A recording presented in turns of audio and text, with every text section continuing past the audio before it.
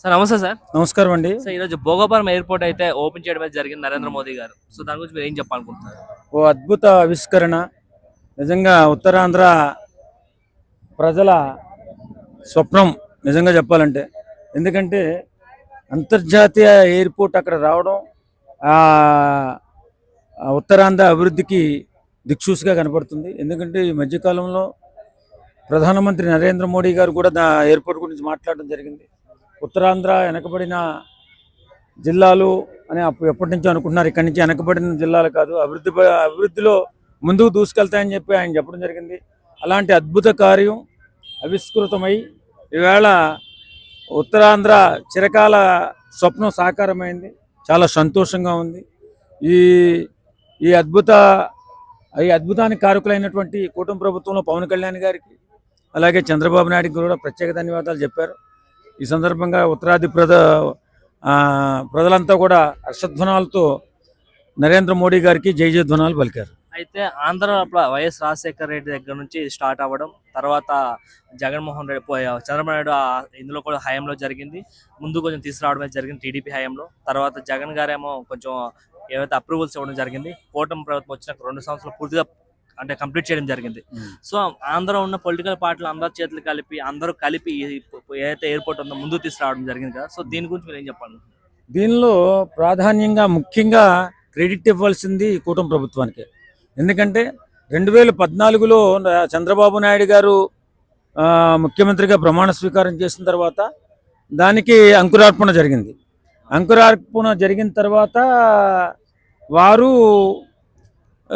భూసేకరణ అవన్నీ చేసుకుంటూ ముందుకు వచ్చారు. తదుపరి పరిణామాల వల్ల జగన్మోహన్ రెడ్డి గారు ముఖ్యమంత్రి అయ్యారు.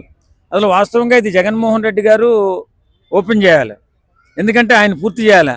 ఆయన నిర్లక్ష్యం చేసి ఏది అభివృద్ధి కార్యక్రమాలు చేయలేదు. ఓన్లీ వన్ సైడ్ వెళ్ళిపోయాడు. ఆయన సంక్షేమ పథకాలను నమ్ముకుని అభివృద్ధిని వదిలేశాడు. కాబట్టి ఆయన చేతుల మీదుగా ఈ ఎయిర్పోర్ట్ అనేది ఓపెనింగ్ జరగలేదు, పని జరగలేదు. కాబట్టి ఈవేళ క్రెడిట్ అంతా కూడా కూటమి ప్రభుత్వానికి, పవన్ కళ్యాణ్ గారిది, చంద్రబాబు నాయుడు గారికే దక్కుతుంది తప్ప అది మన జగన్మోహన్ రెడ్డి గారికి అందులో ఏ ప్రమేయం ఉండదు. ఎందుకంటే ఏదో నామకహ అలా పని చేసుకుంటూ వచ్చాడు తప్ప దాని మీద పూర్తిగా దృష్టి కేంద్రీకరించలేదు. దాన్ని నిర్లక్ష్యం చేసి వదిలేశాడు. దాన్నే కాదు, అమరావతిని కూడా చాలా నిర్లక్ష్యం చేసేసాడు. కాబట్టి ఈవేళ ఆయన కొంచెం ఓడిపోవడం జరిగింది. అయితే ఇది ఓపెనింగ్ కి ప్రధాని మోదీ గారు రావడం జరిగింది. అక్కడ కొంచెం ఎమోషనల్ అవడం కూడా జరిగిందంట కదా. సో దానికోసం చెప్తారు. వాస్తవంగా మొన్న మన కాక్రోజ్ జనతా పార్టీ వాళ్ళు చేసినటువంటి ధర్నా పక్కన పెట్టేసి ఉచ్చనీచాలు లేకుండా భారతీయ సంస్కృతిని, సాంప్రదాయాలని, హిందూ దేవుళ్ళని, దేవతలని, అలాగే నరేంద్ర మోడీ గారిని, మన భారత ప్రధాని నరేంద్ర మోడీ గారిని, వాళ్ళ అమ్మగారిని కూడా దుర్భాషలాడడం జరిగింది. ఆ దుర్భాషలాడినందువల్ల ఈవేళ పవన్ కళ్యాణ్ గారు కొంచెం ఎమోషన్ ఫీల్ అయ్యారు. ఆయనే కాదు, మాలాంటి వాళ్ళు కూడా, నరేంద్ర మోడీ గారు అంటే ఇష్టపడే మాలాంటి వాళ్ళు కూడా చాలా ఎమోషన్ ఫీల్ అయ్యాం. చాలా బాధ వేసింది. ఎందుకంటే బాధ్యత లేని వ్యక్తులు ఈవేళ ఒక ధర్నా చేస్తుంటే ఆ ధర్నాలో ఇష్టాంరీతిగా మన దేశ సాంప్రదాయాన్ని, సంస్కారాన్ని తక్కువ చేసి మాట్లాడాలని, మన ప్రధాన్ని తక్కువ చేసి చూపించాలని అనేక విధాలైనటువంటి దుర్భాషలాడుతూ ఆ ఉద్యమం ముందుకెళ్ళింది. ఏదేమైనా ఉద్యమం సద్దుమణిగింది. ఈవేళ పరిణామాలన్నీ గుర్తు చేసుకుని ఇంత 24 గంటలు ఏ ఒక్కరోజు కూడా సెలవు తీసుకోకుండా దేశ ప్రగతి కోసం, దేశ అభివృద్ధి కోసం, మన బిడ్డల భవిష్యత్తు కోసం నిరంతరం 24 గంటలు పనిచేస్తున్నటువంటి మన దేశ ప్రధాని గారు అంత గొప్పగా పనిచేస్తుంటే వీళ్ళు ఈ రకంగా మాట్లాడారని ఎవరికైనా బాధేస్తుందండి. ఎందుకంటే బాధ్యత లేని కొంతమంది యధవులు దేశాన్ని అస్థిరతపరచాలని, దేశాన్ని నాశనం చేయాలని, దేశానికి చెడ్డ పేరు తేవాలని కొంతమంది యధవులు మన దేశంలోనే ఉండి మనకే చిచ్చు పెడుతూ ఉన్నటువంటి సందర్భాలు చాలా చూస్తున్నాం ఈ మధ్యకాలంలో. వాళ్ళకి బాధ్యత ఉండదు, పరువు ఉండదు. ఈవేళ మన దేశం ఏ స్థాయికి వెళ్ళిందంటే, ఏ దేశానికైనా మన భారతదేశ వ్యక్తి వెళ్ళాడంటే ఎంత గౌరవంగా చూస్తున్నారండి. మీది భారతదేశమా, ఒక బ్రహ్మాండమైన సంస్కారం, సంస్కృతి ఉన్నటువంటి దేశం అని చెప్పి మనల్ని అందరూ కూడా గౌరవంతో ఎంతో అద్భుతంగా చూసుకుంటున్నారు. ఆ గౌరవాన్ని తీసుకొచ్చిన వ్యక్తి ఎవరున్నారు? ప్రధానమంత్రి నరేంద్ర మోడీ. కానీ ఈవేళ కొంతమంది దుర్మార్గులు, దుష్టులు, నీచులు, దరిద్రులు మన దేశంలో చొరబడి మన దేశాన్ని అస్థిరపరచాలని, మన దేశాన్ని నాశనం చేయాలని కొంతమంది చూస్తున్నారు. ఇతర దేశస్తులతో చేతులు కలిపి ప్రయత్నం చేస్తున్నారు కానీ అది జరగదు రాబాయి. మీరు ఎన్ననుకున్నా నరేంద్ర మోడీ గారు ఉన్నంతసేపు, భారతీయ జనతా పార్టీ అధికారంలో ఉన్నంతసేపు అది మీరు అనుకున్న పని జరగదు. మీ కళలు కళ్ళలుగానే ఉంటాయి. కాబట్టి ఈవేళ పవన్ కళ్యాణ్ గారు ఎమోషన్ ఫీల్ అయ్యారు. ఆయనే కాదు, ఆ రోజు అంటున్నప్పుడు మాలాంటి వ్యక్తులు కూడా మన దేశం కోసం ఇంతలా శ్రమిస్తున్నటువంటి మన భారత ప్రధాని ఆయన్ని ఇలాంటి మాటలు అంటున్నారంటే ఎదవలని చెప్పి ఆయన కోపం వచ్చింది, ఉద్రేకం వచ్చింది, ఒకంత బాధ కలిగింది. ఏదేమైనా బాధ్యతతో మెలగాలి. ఏ ఉద్యమం చేసినా, ఏ పోరాటం చేసినా చక్కగా మన హక్కుల కోసం మనం పోరాటం చేసుకోవచ్చు తప్ప బాధ్యత లేకుండా, ఉచ్చనీచాలు లేకుండా బూతులు మాట్లాడటము, దేశ సంస్కారాన్ని, సంస్కృతిని, మతాలని తక్కువ చేసి మాట్లాడము, దేవతా దేవుళ్ళను తక్కువ చేసి మాట్లాడడం కొంతమంది ఎదవలు ఎక్కువైపోయారు మన దేశంలో. వాళ్ళు మారితే బాగుంటుందని నేను అనుకుంటాను. శ్రీకాకుళం, విజయనగరం, వైజాగ్ ఈ ఏవైతే జిల్లాలు ఉన్నాయి, ఈ 3 జిల్లాల్లో కూడా ఎక్కువ శాతం బయట విదేశాలకి జాబ్స్ కోసం వెళ్తారు. వాళ్ళు ఎక్కడికి వెళ్ళాలన్నా హైదరాబాద్ లేదంటే ముంబై, ఈ రెండింటికి ఇంటర్నేషనల్కి వెళ్ళాలంటే దుబాయ్ కానీ సౌదీ ఎక్కడికి వెళ్ళాలని సరే ఈ 2 స్టేట్లకి రావాలి. యాక్చువల్లీ ఈ రెండు స్టేట్లకు వచ్చినాకే వెళ్ళగలరు.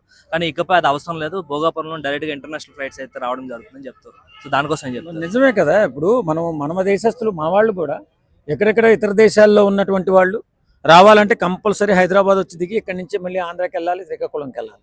ఇప్పుడు లేదు, అక్కడే ఇంటర్నేషనల్ ఎయిర్పోర్ట్ వచ్చింది కాబట్టి ఆ సౌకర్యం కూడా అద్భుతంగా ఉంటుంది. అలాగే కాకుండా అభివృద్ధి కూడా బ్రహ్మాండంగా, అక్కడి నుంచి ఎక్కువగా ఎగుమతి ఇతర దేశాలకు వెళ్ళడంలో కూడా మంచి ప్రాధాన్యత మన భోగాపురం ఎయిర్పోర్ట్ తీసుకుంటుంది. చక్కగా అందరికీ కూడా కొంచెం పని కూడా దొరుకుతుందేమో అనిపిస్తుంది. ఏదేమైనా ఉత్తరాంధ్ర అభివృద్ధి చెందబోతుందనే దానికి ఈ ఎయిర్పోర్ట్ కూడా ఒక భాగం కాబోతుందని చెప్పి చాలా ఆనందంగా ఉంది. అంటే ఫారిన్ ఇన్వెస్ట్మెంట్స్ కూడా ఎక్కువగా రావడమే జరగవచ్చు అని చెప్తున్నారు. ఎందుకంటే ఎక్కువగా ఫారిన్ ఇన్వెస్ట్మెంట్ కావాలంటే రోడ్స్ బాగుండాలి. సో నేషనల్ హైవేస్ ఉన్నాయి, అట్లానే ఏవైతే మనకి అంటే సౌకర్యం ఏవైతే ఉన్నాయి కదా, విదేశీ నౌకలు కానీ ఏమైనా రావాలనుకుంటే పోర్ట్లు ఉన్నాయి. అట్లానే మనకి ఎయిర్పోర్ట్ కూడా, ఇంటర్నేషనల్ ఎయిర్పోర్ట్స్ కూడా ఉన్నాయి. సో ఇప్పుడు దానివల్ల మనకి విదేశీ ఇన్వెస్ట్మెంట్స్ ఎక్కువ రావడం జరుగుతుంది అని చెప్పడం జరుగుతుంది. ఖచ్చితంగా 100% వస్తుందండి. ఇందులో మాట్లాడుకునేది ఏముంది. ఖచ్చితంగా పెట్టుబడులు వస్తాయి, బిడ్డలకి కూడా భవిష్యత్తు ఉంటుంది, ఆ ప్రాంతం అభివృద్ధి చెందుతుంది. చక్కగా పేరు కూడా ఎంత అద్భుతమైన పేరు పెట్టారు, అల్లూరి సీతారామరాజు ఇంటర్నేషనల్ ఎయిర్పోర్ట్. అది పలుకుతుంటేనే పులకించిపోతుంది మనసంతా కూడా. నిజంగా అంత గొప్ప పేరు పెట్టడం చాలా ఆనందంగా ఉంది. మన విప్లవ వీరుడు అల్లూరి సీతారామరాజు గారి పేరు చెప్పడం, నేను అది విన్నప్పుడల్లా కూడా ఒళ్ళు పులకరిస్తూ ఉంటుంది నాకు.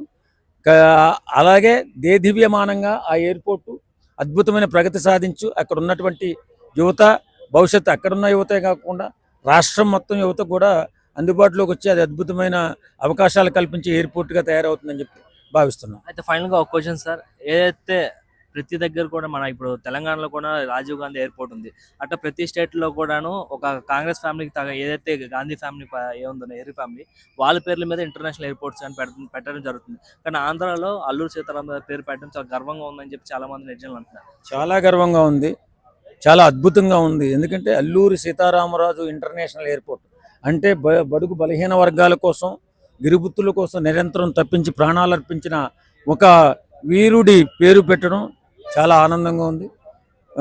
అది చిరస్థాయిగా ఎప్పుడైనా ఎవరైనా చెప్పుకోవాలంటే ఏదో ఎయిర్పోర్ట్లు పేర్లు చెప్తూ ఉంటారు, కాదు మాది అల్లూరి సీతారామరాజు ఇంటర్నేషనల్ ఎయిర్పోర్ట్ అని చెప్పడం చాలా చాలా గర్వంగా ఉంటుంది. అదే ఒక ఆంధ్రుడి పేరు, ఒక ఆంధ్ర విప్లవ వీరుడి పేరు పెట్టడం చాలా ఆనందం, చాలా సంతోషం. ఆ పేరు సూచించిన వారికి ప్రత్యేక ధన్యవాదాలు కూడా తెలుపుకుంటున్నాను. Thank you.